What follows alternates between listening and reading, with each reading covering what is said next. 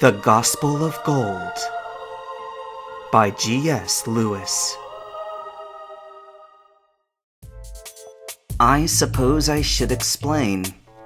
With that, Gold recalled his Johto journey in brief detail, focusing particularly on incidents involving the two organizations. He spoke of Violet City's virtually impossible-to-beat gym, coupled with the outlandish expense of Pokemon care. He told of the secret help that an underground rocket agent had offered Jinichi, not only for Violet Gym, but again for Azalea Gym. Lance did not interrupt, even when Gold spoke of Team Rocket infiltrating the Goldenrod Police Department. However, when he reached the confrontation with Elite Four Karen in National Park, Lance smiled bitterly.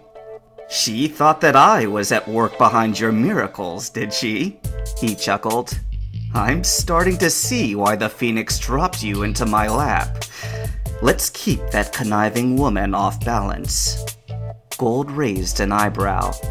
"Do you two share a personal grudge or something?" "Until recently, it wasn't mutual," replied Lance, giving Gold a sidelong look. "Please, go on. I'm sorry for cutting you off." There wasn't much left to tell. Gold reviewed the morning's disaster in his house with Proton and Tom, placing singular elaboration on Apollo's sister being in good with the League. Then he waited, watching as Lance digested the information behind his sharp eyes.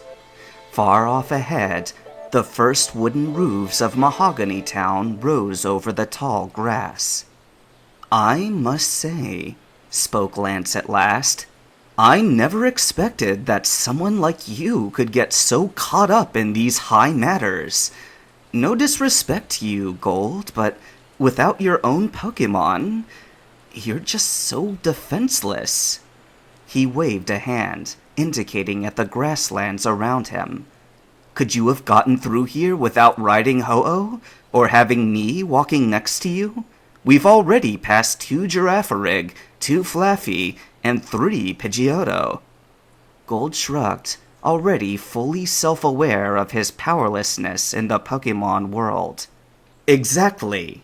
And here I am, holder of the strongest Pokemon in this region, with one possible exception," Lance continued.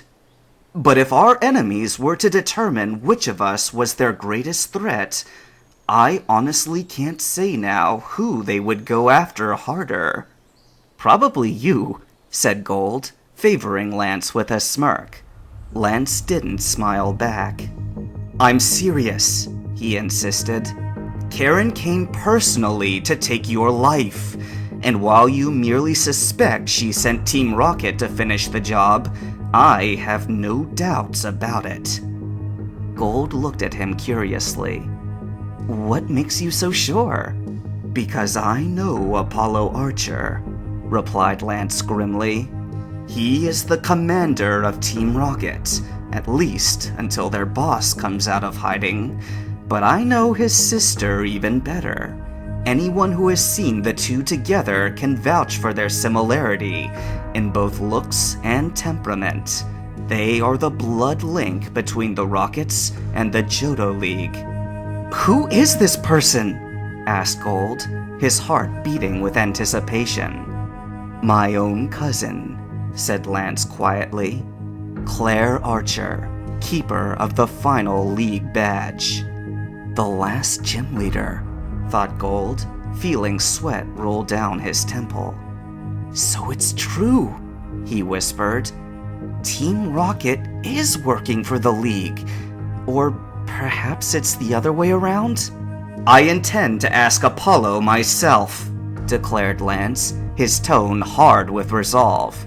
"His little trick with a forced evolution signal has kept me busy until now, but I have a pretty good idea of where he's hiding.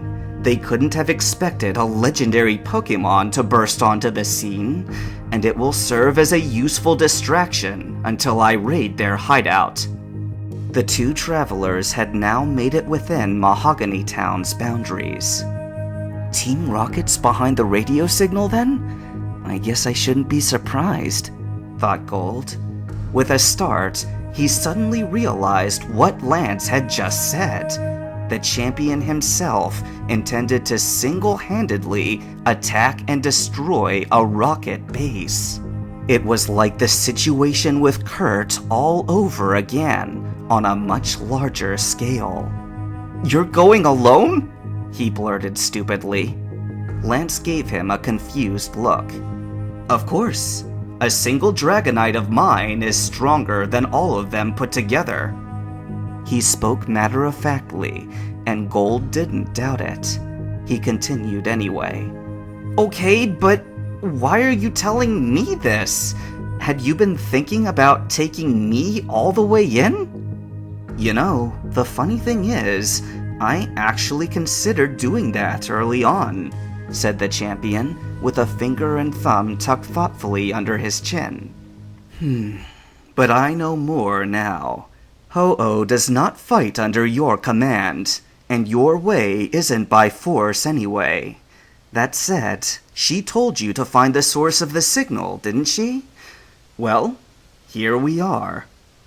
The two of them stopped at last, in front of an innocuous-looking convenience store with a closed sign dangling in the double doors. Covering the only window was a poster depicting a massive Gyarados with an inscription beneath that read, "Try a Rage Candy Bar today." The shop's insides were dark and nearly impossible to see into. "Are you sure?" asked Gold uncertainly. "This is the place," Lance confirmed, his voice charged with conviction. "If I don't act soon, every future Rocket Gangster will have a fully evolved Pokemon at his disposal. Worse, their ranks will only engorge with every new League trainer they induct. This ends here, today." "Hold on." Lance paused, his arm half extended to pull open the door. He looked at Gold expectantly. "Yes?" "What should I do?" asked Gold. With a shrug and a final smile, Lance gripped the handle. "We are allies, but we walk different paths. I can only suggest that you do what you've been doing. Thus far, it seems to have worked out." With that, he twisted his shoulders and wrenched open the door. It must have been locked because it made a loud, forced crack, but Lance didn't even lose his balance. He was far stronger than his bodily frame suggested. As the champion stepped through the threshold, Gold could hear the surprised shouts of men on the inside. Then there was a flash of light, and the command, "Dragonite! Hyper Beam!"